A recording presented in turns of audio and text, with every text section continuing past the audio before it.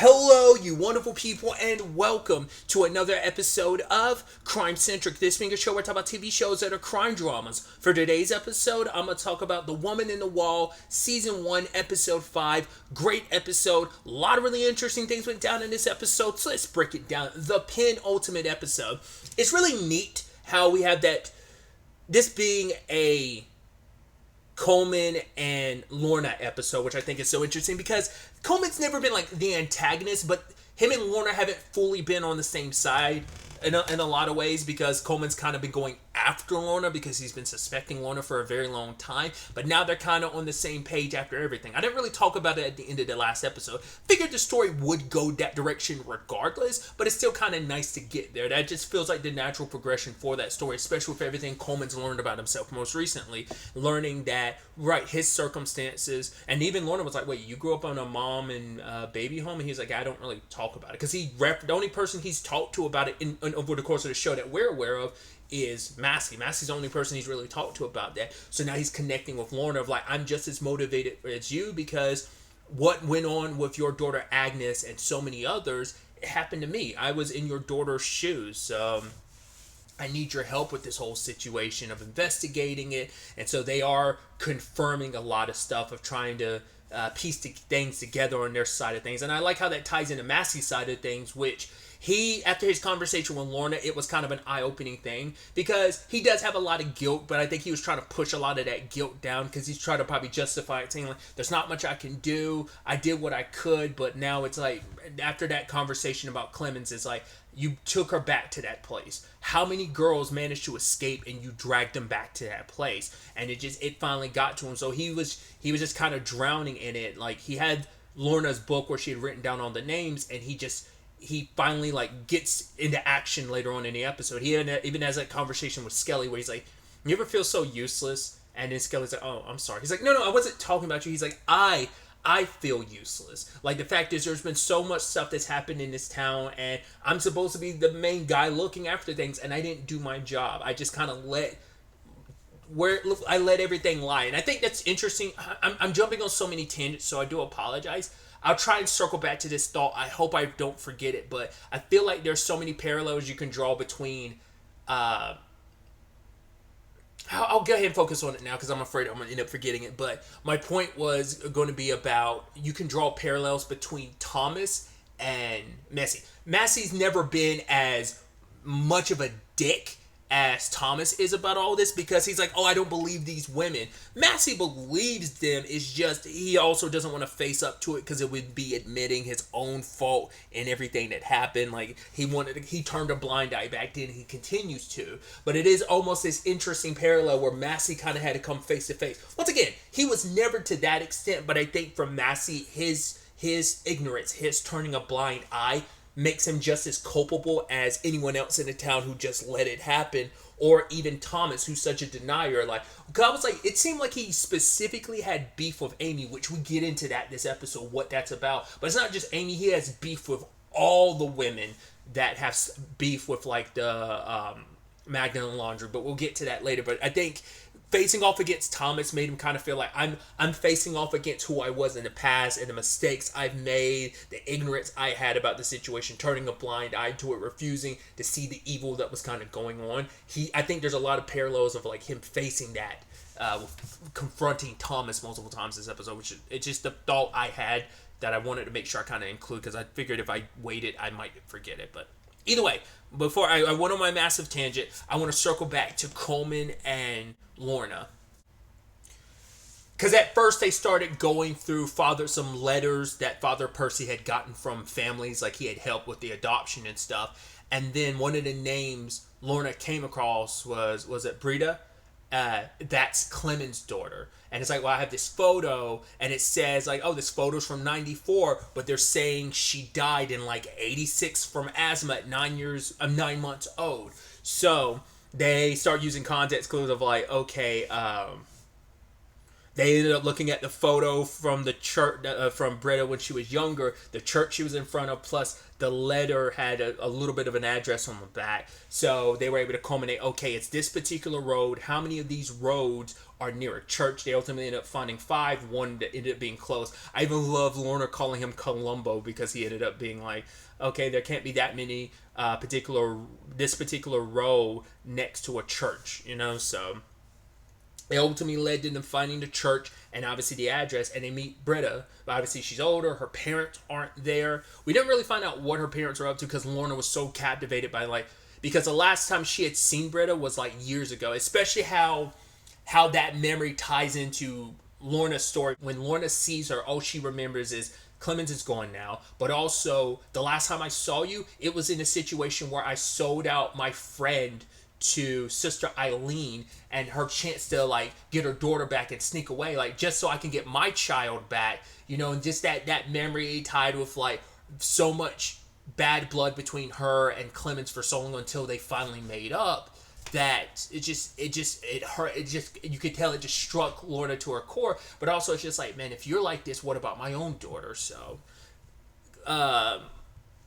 Coleman wanted her not to say anything, but she did, and so we kind of find out she does not have the best she doesn't know about Clemens, but she has this not good vision of who Clemens was. It's I was in a bad state, my parents got me and took me in because my mom had abandoned me, but it's no, she had it. We saw we and Lorna clearly remembers, as we got with the flashback of, yeah, she clearly wanted to run away with you. She wanted you back so badly that when she tried to sneak off with you, she got punished for it, But it's they create that narrative of oh, these were unfit mothers. They treated these children bad. It's that lie that's being perpetuated. And sadly, Britta, believes it because why wouldn't she? And her parents believe it because why wouldn't they? It's well, the church wouldn't lie to us about something like that. So she had this narrative in her head, and we also find out that her parents paid, but then she's no, it was a thank you donation, but it's no. They paid for the adoption. I figured this had to be a money thing. That's what this whole thing was. And like I said, I guess Father Percy was getting some kickbacks from it. I guess a lot of people, I'm assuming even Sister Eileen was getting some of those kickbacks as well, maybe. But yeah, it turns out Coleman actually looks through the some records of Father Percy's, and we see that there are these donations. It's oh, we're pretending oh, this amount of money, this $7,000 was for refurnishing a place, or this was a private donation. They were hidden payments for these adoptions. And the question then becomes well, did a lot of these parents know they were paying for children? It seems not the case. Some might, maybe there were some who were wise, who I know what this is. Maybe there's others who just recognize it but didn't recognize it, where it's I see what this is, but I'm choosing not to recognize it like that. Like Coleman's mom, we ultimately find out they did make a donation, but they were just no, it's just that's just how this goes. You're just expected to give a donation. She didn't realize oh, we were paying for a child. It's yeah, it is child trafficking.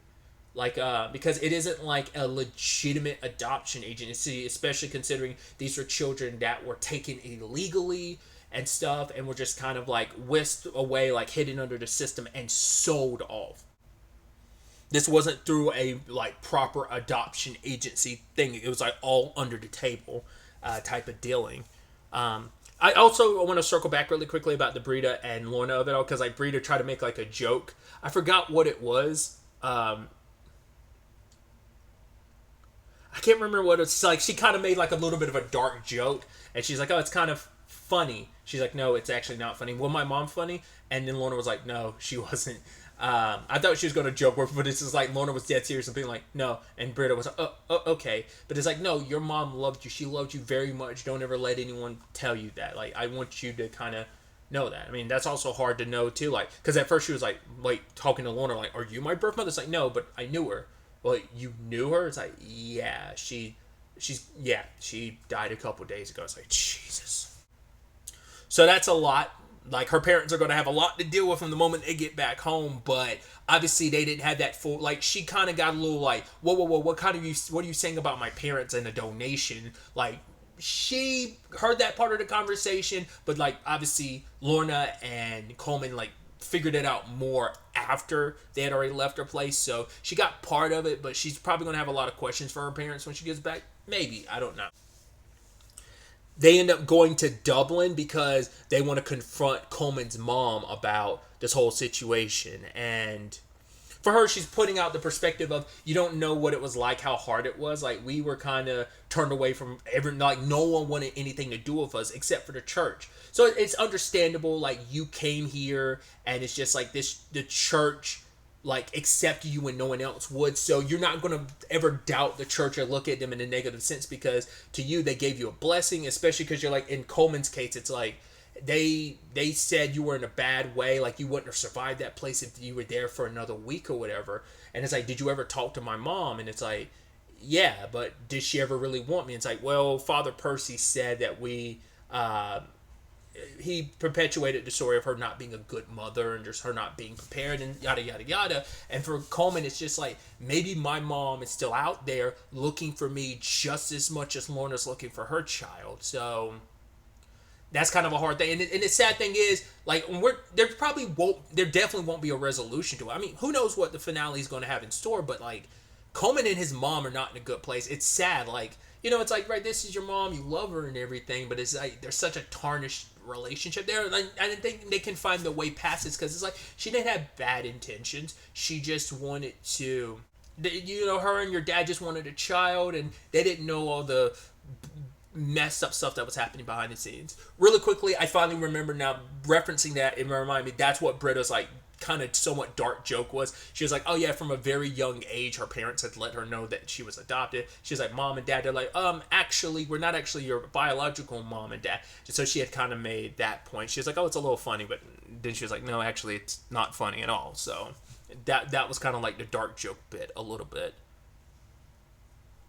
But then Lorna hears from Neem about the government is finally willing to acknowledge the convent wasn't a convent. It was a laundry, Magdalene Laundry. So now everyone who signs the letter can get compensation, like the two older ladies, like Amy. We also found out something we hadn't gotten the entire episode, because I mean, not episode, but the entire show. I'd assume Neem's involvement was simply because she just wanted, like, she saw these people going through something terrible and she wanted to help. She has personal involvement in it because her mom was at a laundry. And she's like, yeah, none of us, like, I didn't know that until after my mom passed. And she's like, I wonder, this can be such a blessing, like this, being able to finally have the government finally acknowledging that this is a laundry, what it can mean for so many women, because it's been denied and denied for so long. Because by denying it, you're like, oh, this isn't a laundry. You're denying what each of those women went through and endured, and what was done to them, what was taken from them. But by forcing them to acknowledge it, it's just like, right, there's some closure to some extent, because some of them have been fighting so long for just this to be acknowledged, and just for Neem to be like, yeah, I wonder would my mom, you know, I wish she was still around to be able to kind of bask in this reward of it finally being true. And Neem's significant other is like, it's okay, I'm sure your mom would definitely be proud of you.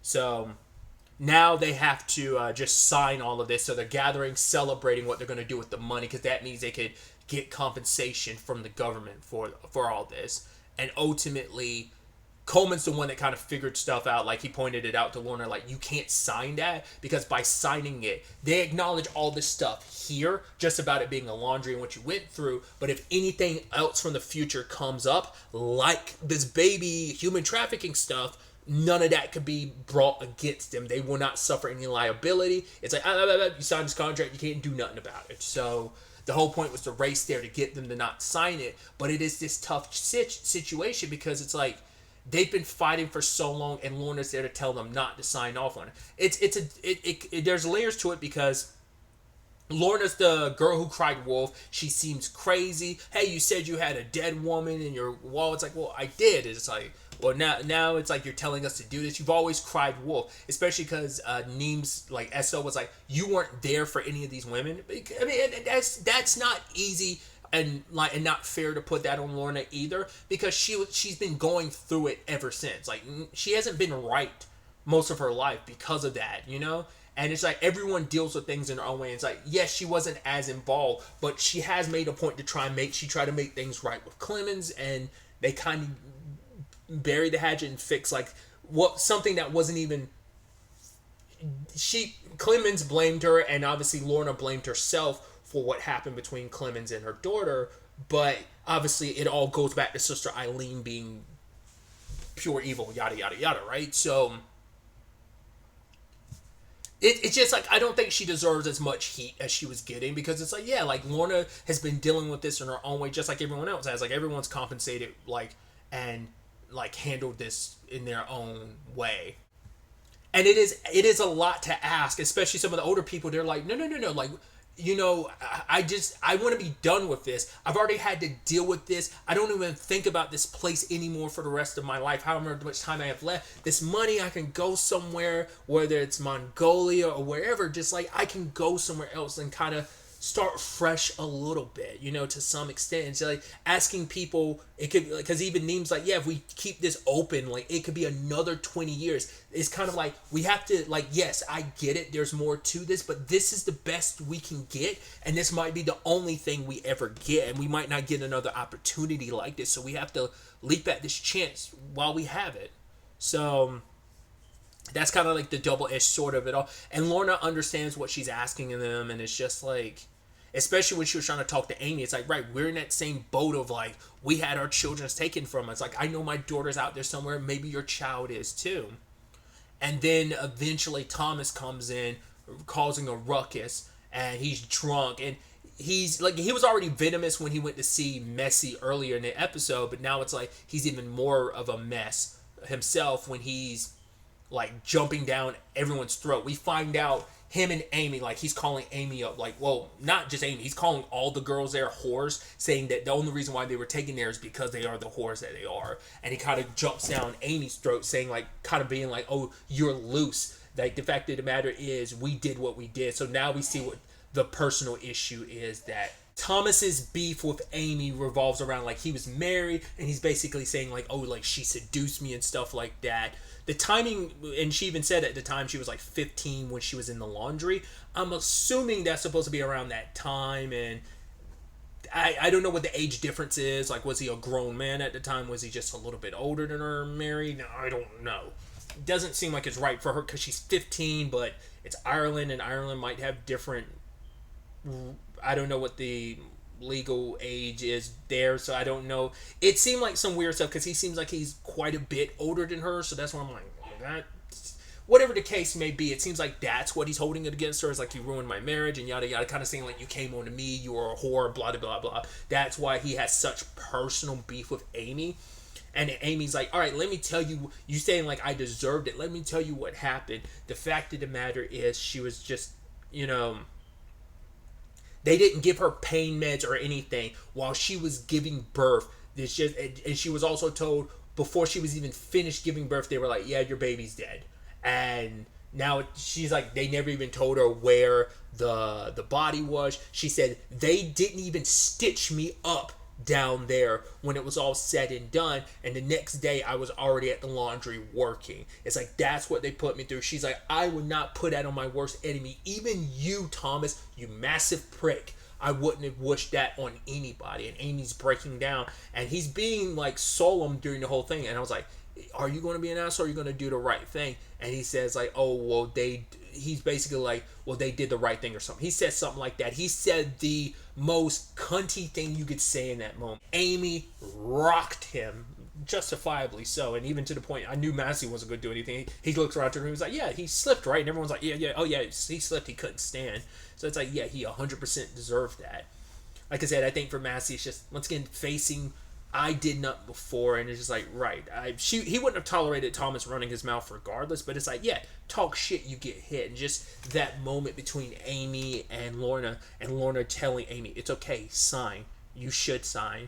And she understands, like, it's not fair. Yes, I have my fight, and I'll fight for all of us that I can, but I can't ask you to put your lives on hold waiting even longer after everything. Like, you deserve your justice in whatever way you can get it, And in the process of all of this, Neem is beginning to have her baby. So I didn't talk about it. It is complicated that one of the nuns is there. We'd seen that nun previously when